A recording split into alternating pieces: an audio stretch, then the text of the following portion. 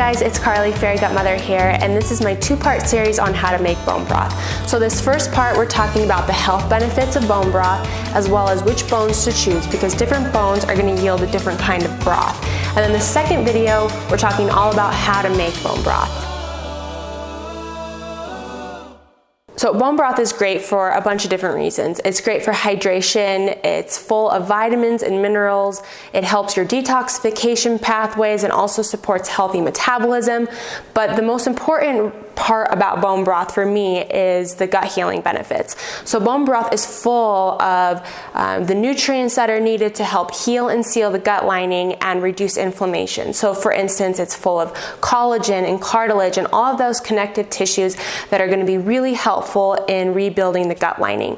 So how do you know which bones to choose when you're making a broth? I first recommend starting with a meat stock. So if this is your very first time making a broth, you definitely want to start with a large roast or a pork shoulder, something that's a large cut of meat. And then you cook it virtually the exact same way that you're going to cook a regular bone broth. But the reason being is because a bone broth has a high level of glutamic acid.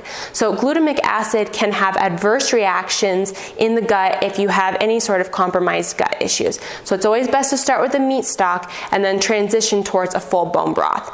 After you've been on the meat stock for a while, I recommend introducing a chicken broth. So this can be an entire chicken carcass, a duck carcass, a turkey carcass, but the awesome thing about this is I feel like it's a very nice transition because you're getting a little bit of meat from the bird plus the bones as well. So then after you're okay with the chicken broth, then I recommend transitioning to a bone broth. So you can use a variety of different kinds of bones. You can do knuckle bones, which we have here. You can do pork feet, chicken feet, marrow bones, oxtail, lamb shank. So you can use a variety of different bones. But those different bones are going to have a different quality of broth. So for instance, anytime you have a knuckle bone like the one I have here, any types of those connective tissue or the joints are going to yield a more gelatinous broth. So meaning it's going to have a lot more of the collagen, the cartilage, the connective tissue that's going to be very healing to the gut lining. So oftentimes when you cook with bones like these, your broth will gel, and that's what we're looking for.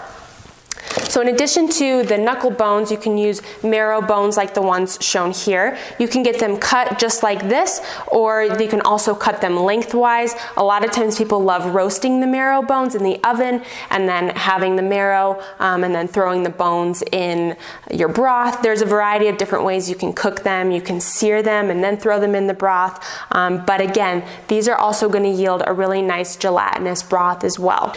And then one thing to mention about your bone broth is that you want to make sure that it's sourced from a sustainably raised, humanely raised animal. So that's no hormones or antibiotics, grass-fed, pasture-raised. Because not only is this going to yield a better quality broth, but it's also going to be more nutrient dense as well. So hopefully this video was helpful for you in determining what kinds of bones to use for your broth. If you have any questions, comment below.